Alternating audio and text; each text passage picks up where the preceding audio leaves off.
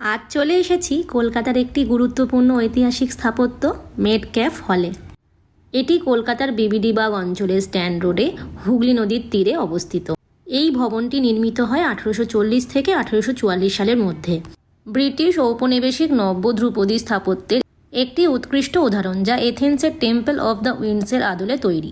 Sir Charles মেটক্যাফের নামে নামকরণ করা এই ভবনটি মূলত কলকাতার পাবলিক লাইব্রেরি এবং পরে ইম্পেরিয়াল লাইব্রেরি হিসাবে পরিচিত ছিল।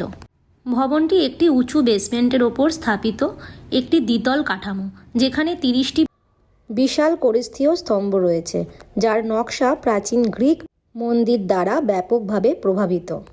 বর্তমানে মেটক্যাফ হল হলো একটি জাদুঘর ও প্রদর্শনী কেন্দ্র হিসাবে ব্যবহৃত হয়। এখানে কলকাতার ইতিহাস, সংস্কৃতি, শিল্প, সাহিত্য এবং শহরের বিবর্তন সংক্রান্ত নানা প্রদর্শনী দেখা যায়। তবে আজকের দিনে এই হলটি ইতিহাস জানার চেয়ে ফটো তোলার জন্যই বেশি ব্যবহৃত হয়। ভিডিওটা কেমন লাগলো কমেন্ট করে অবশ্যই জানাবেন, আর ভালো লাগলে একটা লাইক করে দেবেন।